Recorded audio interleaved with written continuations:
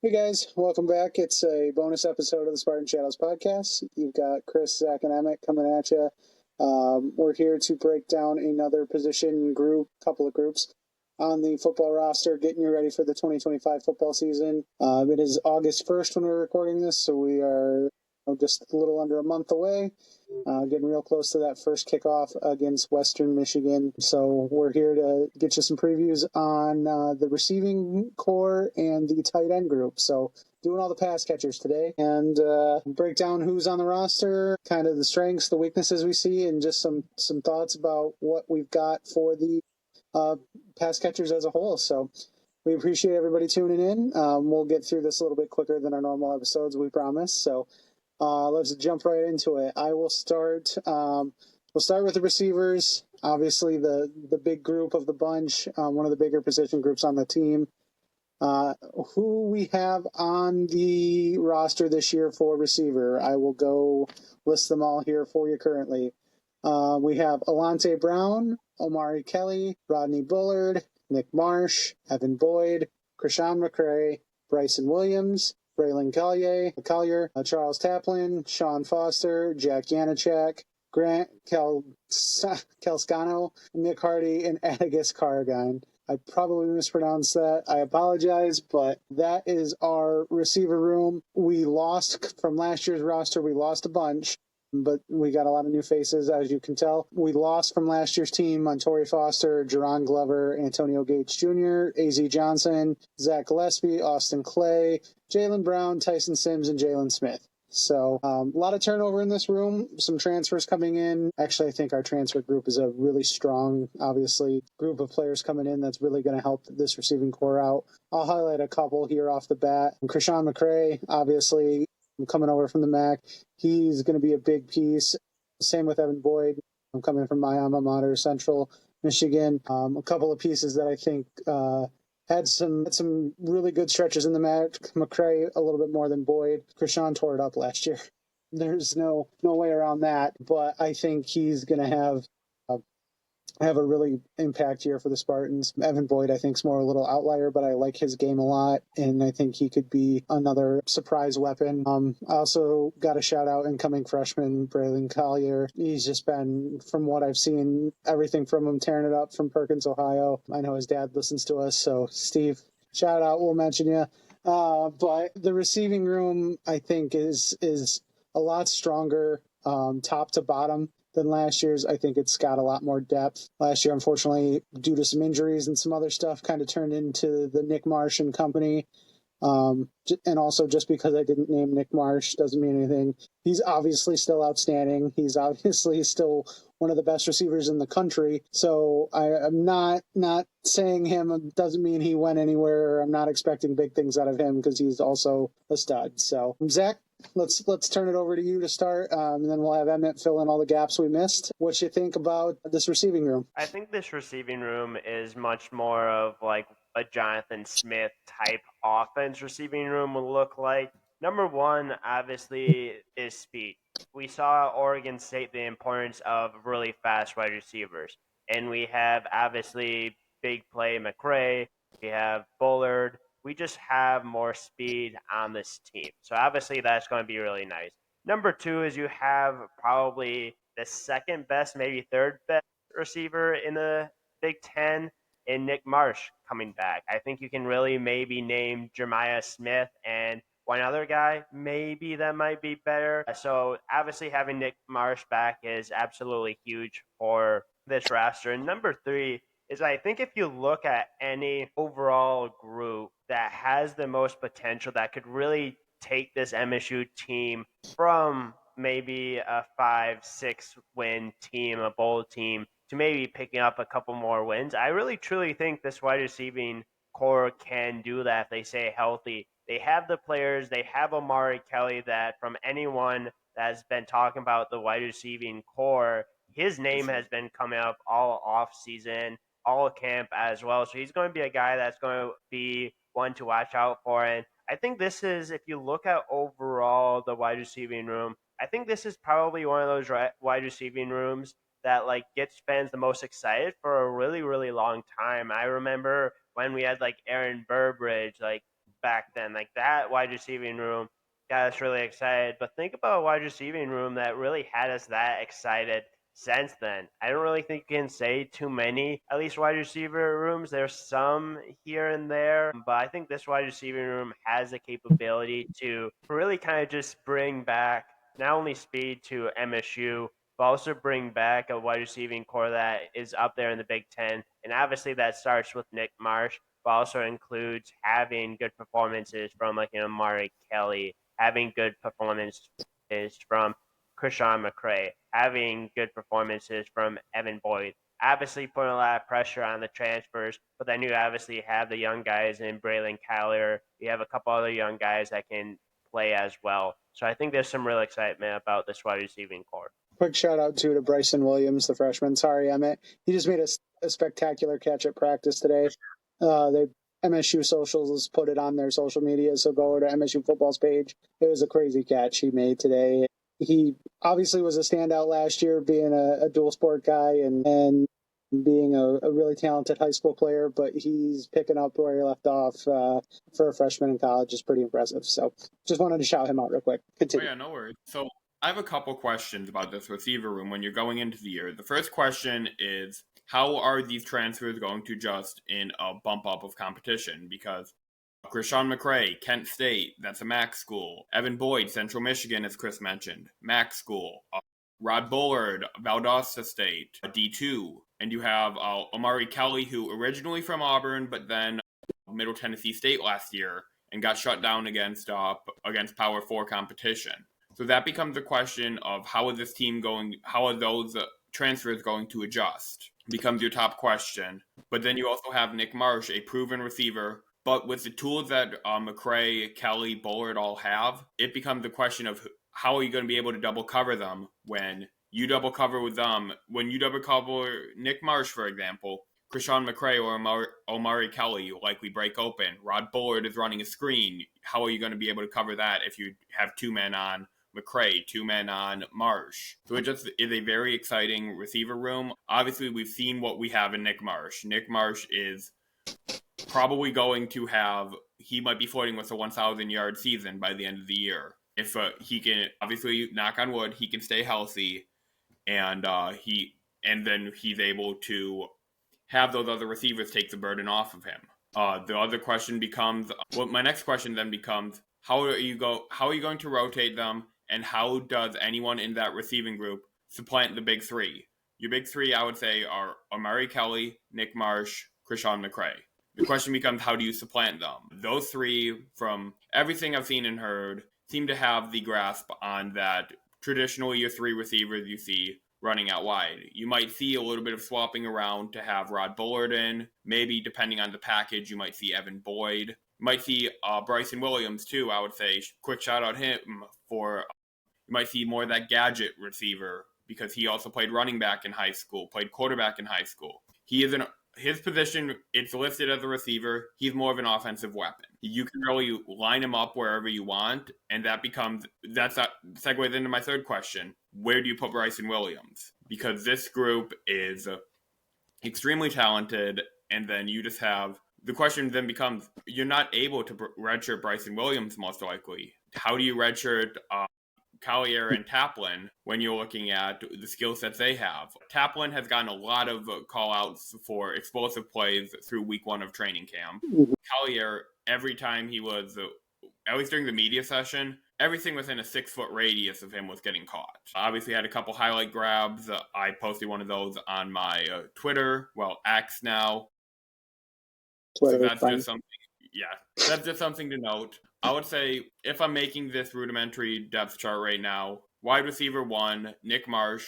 Marsh is going to probably play a little bit of all three receiver positions this year, as confirmed by Brian Lindgren. Courtney Hawkins is working him out a little bit of everywhere. Same with Omari Kelly and Krishan McCray. You're going to see those guys rotate around a little. Rod Bullard is probably going to do most of his damage in the slot. You might see him for a rep or two outside, but I would say those 4 are going to be your primary Spartan receivers. Anyone else likely comes as a result of injury or preserving players when you're playing your Youngstown State, when you're playing your Western Michigan, and you're up 21 points. Hopefully. Yeah. Fingers crossed. No, go ahead. No, you go ahead. I was to say a name we haven't really talked about at all, Alante Brown, too.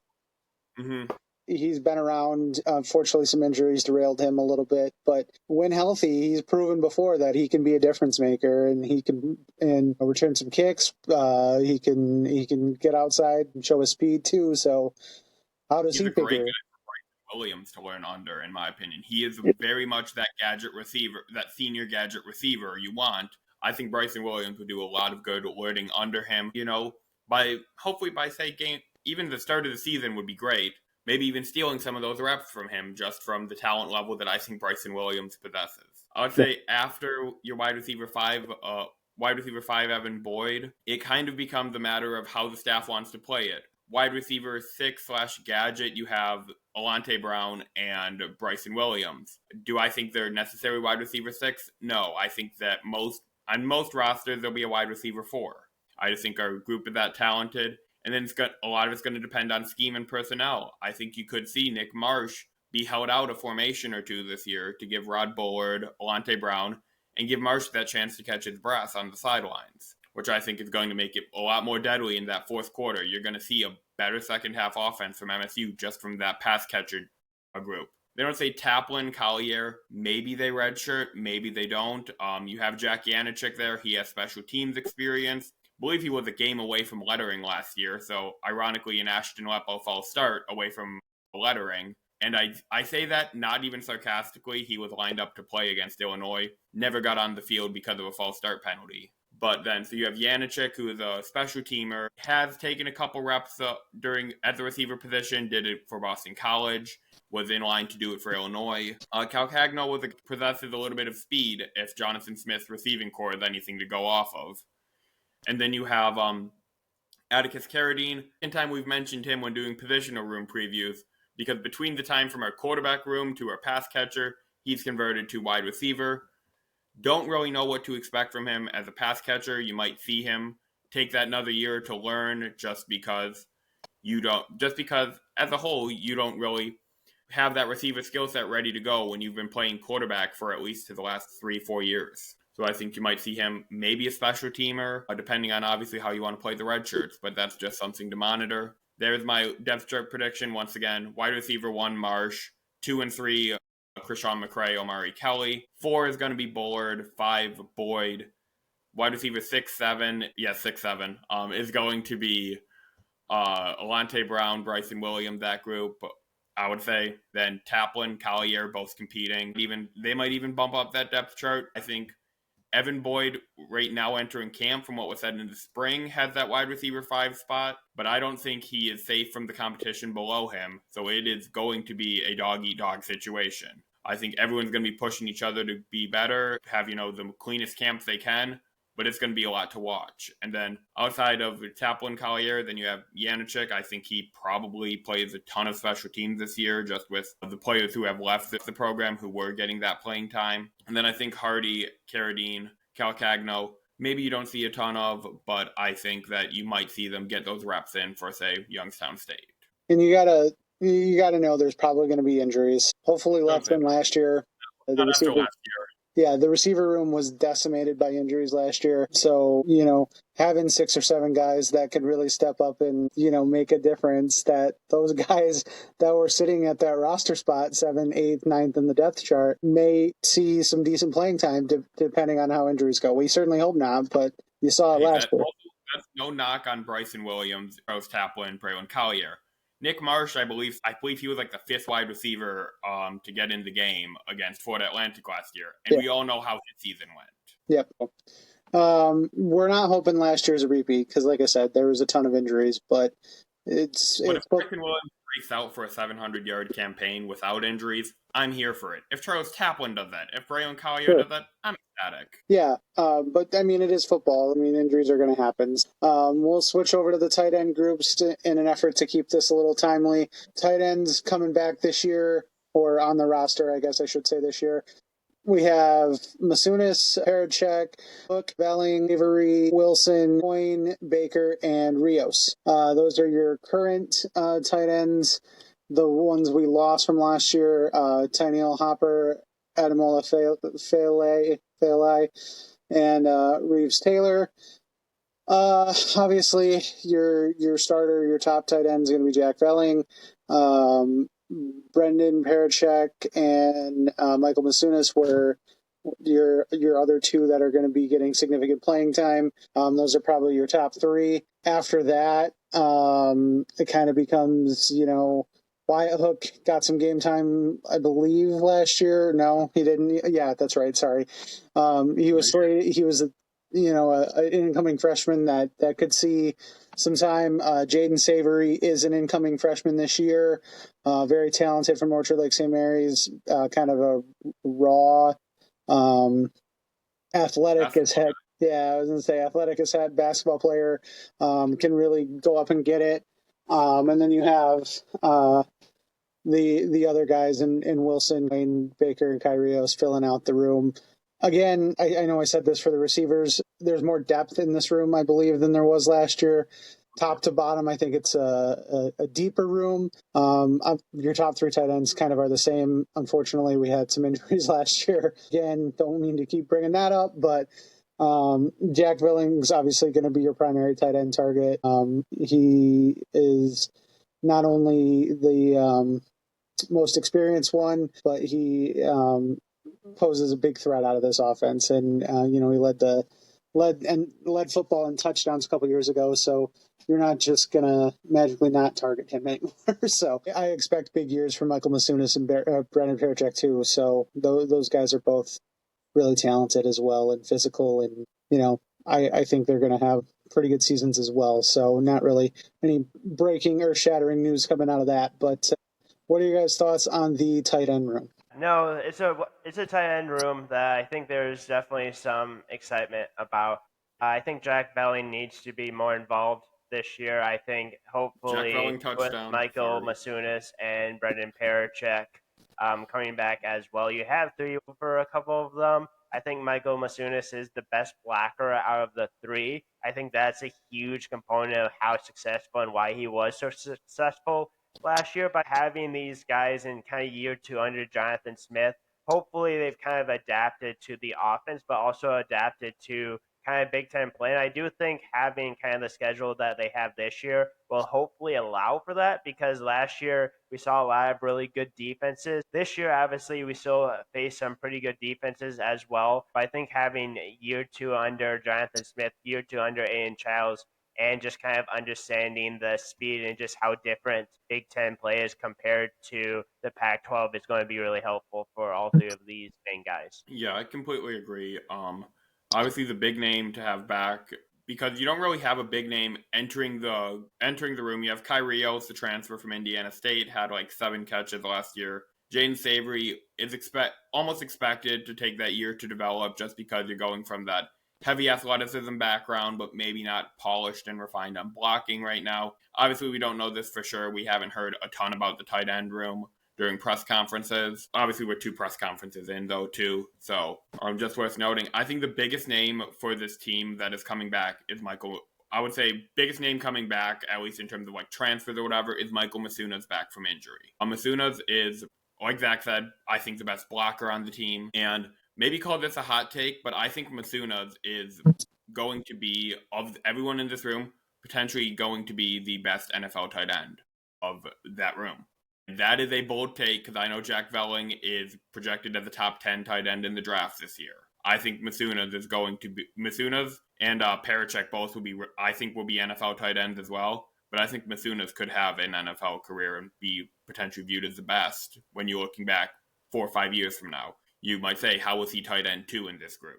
Yeah, that's extremely high for a guy with like 5 career catches, but that is my honest belief. What were you about to say, Chris? I was just saying he's got probably one of the most rounded games out of the tight end room, and I've seen really in a while. He can block, he can catch, he can do everything. And I know today's NFL, you see a lot of tight ends that kind of go to the Sam Laporte. Well, I don't even want to use Sam Laporte as an example, but the Travis Kelce's, the more pass catching, deep threats. And Jack Velling certainly will excel at that. I think he can do really well as an NFL tight end in that role. I just think Michael Masunas fits, or has the potential to fit, an NFL roster and to hold his own blocking at a great level at the next level too once he develops. So I don't know.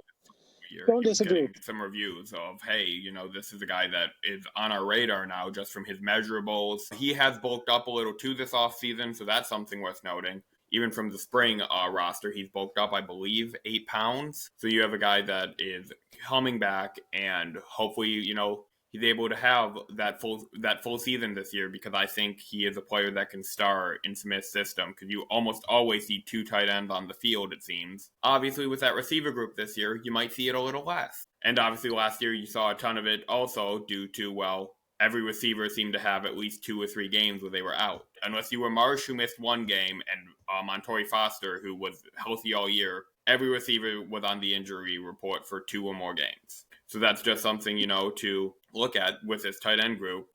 I believe the Spartans really rotated about 4 tight ends the last year. Even before Masunas was out for the year with the injury, you saw Adamola Falai head in and highlight a couple times. I believe he had 2 catches for the Spartans last year. That's the production they lost. So I would say, if you're looking at it, tight end 1 is going to be Velling. Tight end 2, you're going to have probably Masunas-Parachek combo. Last year, Masunas got the nod. Parachek obviously had 8 more games of experience last year, so he's probably going to threaten or maybe surpass him. Then tight end 3, really, between Parachek and Masunas. Tight end 4, I think sneaky take, but you might see Wyatt Hook excel into that role as tight end 4. He has the length, he's 6'6", and then I think I'm interested to see how the staff utilizes him. And I think Kai Rios really from what I've heard, he is more of that blocking tight end you really want. So you might see him more of that Tyneal Hopper special teams and goal line packages. Jay Coyne's more of a fullback, but he's also listed at a tight end now, hence his inclusion. Another guy I think will contribute a ton on special teams, definitely Coyne. And then Jax Wilson, I think you see him on field this year. He slimmed down a little from over the spring. I think he's going to be one of those special teamers you see fill that role. I think Falai had a crucial role in special teams last year. I think you see Hook and Wilson split some reps there. And then Charlie Baker, converted quarterback from East Lansing High School, teammate of Corrizio in high school. Shout out East Lansing High. I think that Baker, not sure really what to expect. You might see him make his debut. Jax Wilson played the first 2 games last year. You might see him do, not first 2 games, 2 games last year. You might see Charlie Baker get that game action, get that nod too. Jaden Savory, like I mentioned, I just don't know if he's going to be thrown to the fire right away. Given a year with that strength and conditioning staff to bulk up, to get that block game going. Not sure how his block game really looked at OLSM. Regardless, jumping from Division II of high school ball to the Big Ten is a bit of a jump. So, yeah, I just think that is just the overall things to watch. I would love to see Savory break into that tight end 4 slot. That would have me fired up. I just don't know how his game will translate when he is definitely coming in as an athlete as opposed to coming in as your polished blocking tight end that you want to see. And that's traditionally the build you see under Johnson Smith is these tight ends take a year or 2 to get their feet under them before they really explode onto the scene. And that's what has me excited about Velling, Parachek, Masunas, and maybe even Hook or Rios this year. You have these guys who have experience under the system. I know Rios doesn't have it, but he has collegiate experience. You have these guys with the experience. I think that any one of them could make the leap this year. Obviously, Velling has made the leap before. I think he can regain that 2023 form. Yeah. Overall, too, the tight end room, very, very tall. A lot of guys 6'6" and up, and I think they're able to exploit matchups well, so I'm excited to see him. I know Zach's going to probably be hammering the Jack Velling first TD several times this year in his excitement, so yeah. But that's what we're looking at for the pass catchers. I just wanted to get on and break them down. I know the tight end's not the most... I would say sexy position, but it's one of our favorites. Former MSU tight end in front of the program, Matt Seibert, excited about this tight end room. Can't talk about tight ends without shouting out our buddy Matt. So he's excited for this tight end room and MSU football as well. So we got to relay that because I think it's a really talented tight end room. Super talented receiving room. I'm excited. Just hoping for health in both of them so we can really get to see some of these guys insert their skills and contribute. So we appreciate everybody tuning in as always. That's our latest break in the roster and filling you guys up. We'll have another one of these coming out next week, and that should probably be running backs, offensive line. Not sure, one of those. We'll figure it out. You'll find out. You'll find out when you see the episode title. Yeah, we may change it 5 times by then anyway. So we appreciate everybody tuning in. Keep following us for more, and we're getting excited for football. So hopefully you are too. Go Green. Go White. Go White.